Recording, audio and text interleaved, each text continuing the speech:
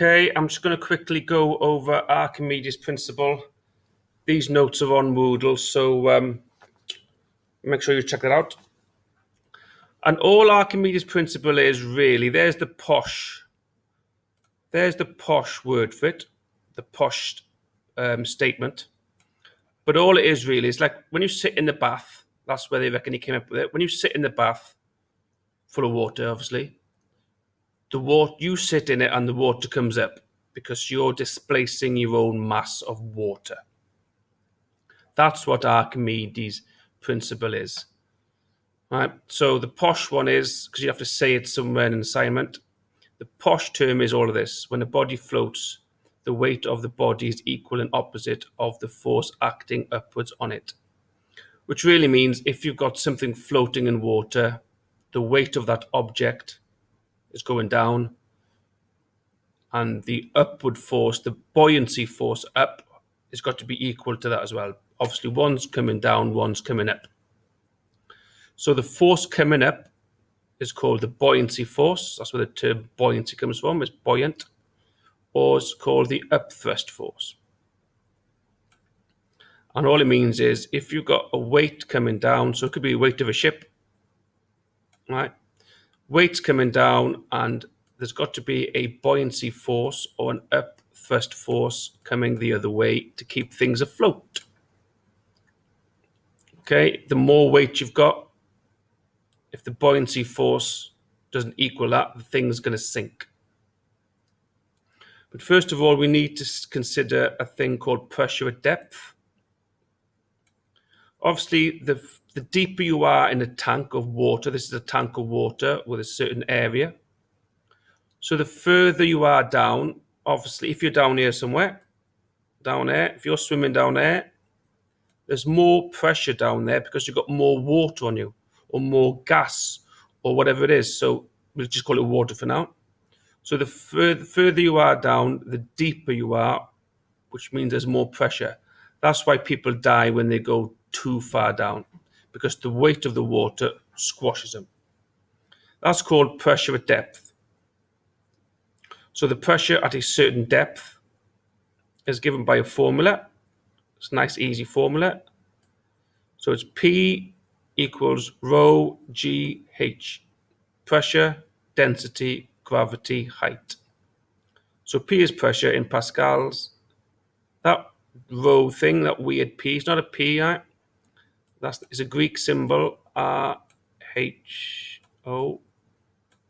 Density, basically. So it's density of the liquid, which is different for certain things.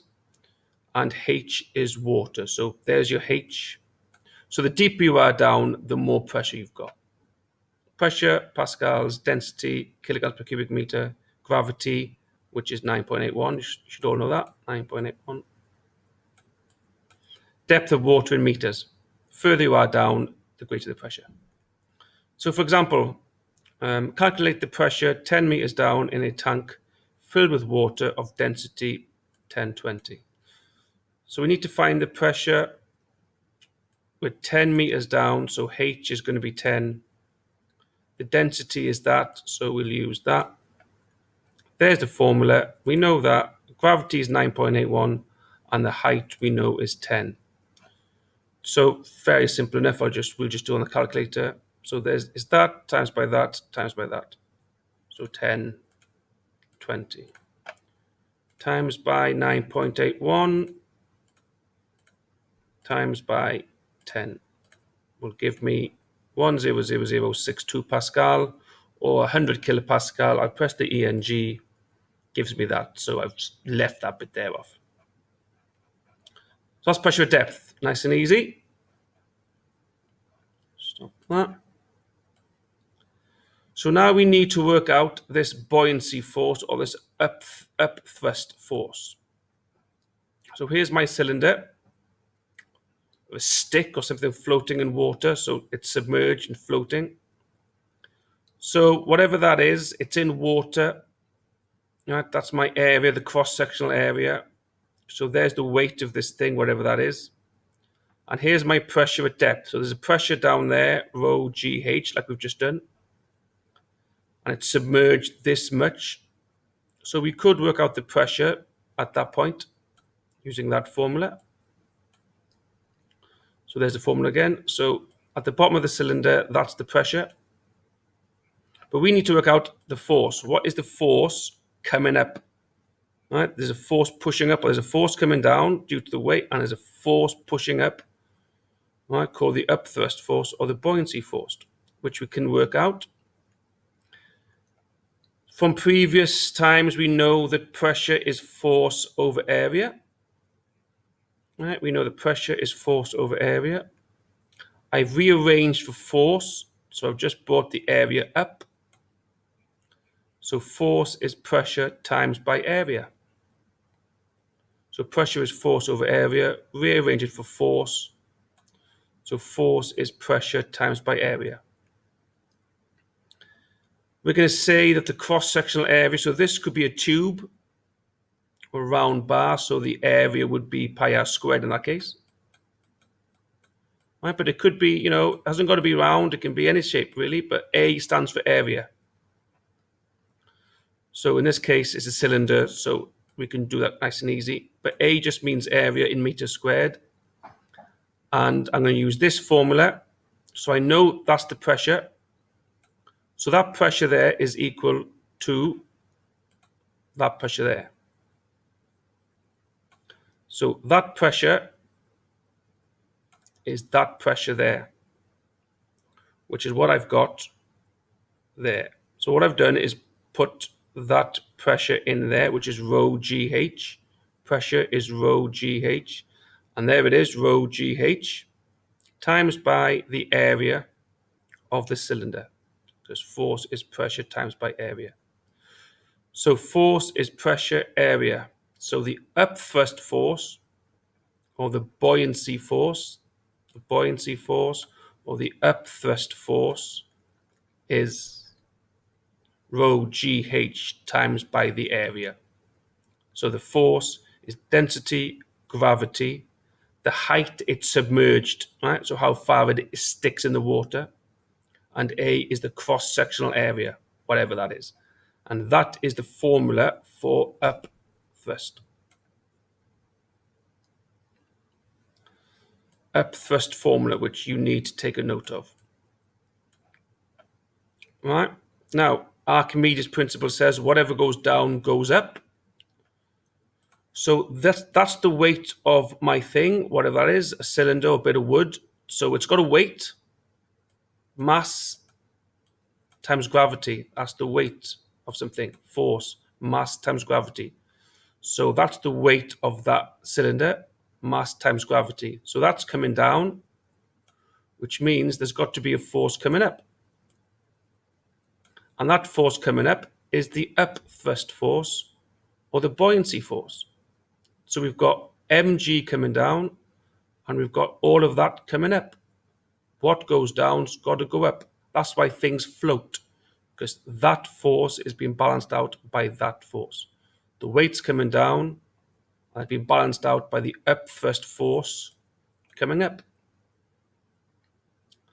So mg is coming down and that's coming up. So on the next page, we've got weight of the cylinder, m times g, mass times gravity, that's coming down. And the upthrust force, which is that, rho GHA, is coming up. And that is the formula for Archimedes Principle. So going back to my first page, when a body floats, the weight of the body, which is that,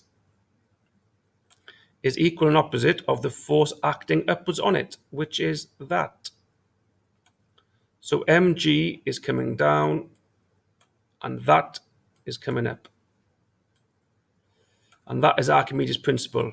Mg is coming down, that's the weight of the object, and that's the upthrust force. That's got to equal that for things to balance out. Okay, I'm going to run out my 10 minutes, so I'm going to stop this. This is part 1. I'm going to carry on with part 2, so don't go away, stay tuned. So welcome back to part 2 of Archimedes' Principle. Bet you can't wait. We finished off Archimedes' Principle, mg is coming down, that's the weight of the object. Whatever the object is, it could be a floating bit of wood, That's the weight coming down. That there is the upthrust force. So that's got to equal that. So going back, that's the weight coming down. That's got to equal the upthrust force. So mg has got to equal rho GHA. Okay. Another thing is, also Archimedes stated that a floating body will displace its own mass of liquid. So if you've got something floating in water, a boat, or you floating on the water, you will displace your own mass of liquid. So you can use Archimedes' principle to work out the mass of a body or an object floating on water, or oil, or honey. That's the posh way for it, like I said before, but it's like when you're in a bath. So when you're in the bath, I hope some of you have baths. When you get in a bath full of water, obviously as before, it'll displace your own mass of water. And that's where they reckon he shouted the word eureka. He sat in a bath and the water came over. Or he sat in a tub and the water came over. And that's sort of crystallized his theory. So you're displacing your own mass of water. So the bigger you are, the more mass of water you can displace. That's another bit of Archimedes' principle. So we'll do a bit of sums. Obviously, we'll do a bit of sums. You've got to do a bit of sums in your assignment. So here's an example. So calculate the upthrust force. All right, so there's the hint of a body floating in water. So it's in water. All right, the density of water we'll have is that. So we're going to need that in a bit. When it is submerged to a depth, so whatever this thing is, it's sticking 2 meters in the water. So it's something like this. That could be the water, right? And that's whatever that is. There's the water, there's the water, there's the water, there's the water. All right, and it's submerged to a depth of 2 meters. So this distance here, that distance there is 2, which is going to be h in a bit, which is going to be RH. So we know density, it's that, which is going to be that, symbol for density. We know gravity is 9.81. We know the height, it's 2 meters, and we're given the area, 0.02. So that's all we need. We know everything. That's in the right units. It's in meters. That's in meters squared. It's all in the right units. That's the formula for upthrust, density, gravity, height, submerged, and area. So there's no trick. That's all we need to do. So we've got 1020, 1020 multiplied by gravity is 9.81, 9.81, all in the right units. The depth is 2 meters, so that's 2 meters, so it's in the right units, times by 2, times by the area. We're given the area. You may have to work it out in some questions. The area is 0.02 square meters, so that's the right unit. So times by 0.02. That should give you all of that. That's probably, that's the correct answer, but I would get it like that. So 0.248 newtons. I'd leave it like that. You could put it engineering format, but I won't bother doing that. There's only 400. So 400 newtons is the upthrust force. So we know that the upthrust force coming up is about 400. So whatever's coming down has got to equal that. So that's the answer to number 1. Upthrust force is 400 and a bit newtons. No trick there. Like I say, you may have to work out area in some questions. Example number 2. Using your answer from question 1, calculate the mass of the floating body. So what that's saying is, a bit dodgy that, all right? Here's my body, whatever it is. floating in water, water. We know there's a force coming down, because there is a force coming down, which is the weight really, which we know is mg. The mass of this thing here, whatever this is, the mass of that times by gravity is the weight, the force of it coming down. We know, because we just worked it out, the upthrust force, the force coming up, which we've just worked out, is 400.248. So we know we've got about 400 coming up. Archimedes Principle says the weight of the body, which is mg, which is that coming down, has got to equal the upthrust force, which is that. So if we know this, we can work out the mass, because we know that it's 400. 400. We know that. We know gravity, because we do, it's 9.81. And we need to work out the mass. We need to find that m by there. So we'll rearrange this formula to find something for m. So we know the upthrust force. Don't like this, I can't see it. The upthrust force we know is 4248, because we worked it out. That's the upthrust force. That's the force coming up. So we know all of that is that. And we know m times g is rho GHA as Archimedes principle. So mg has got to equal that. Right? So all of that is that from there.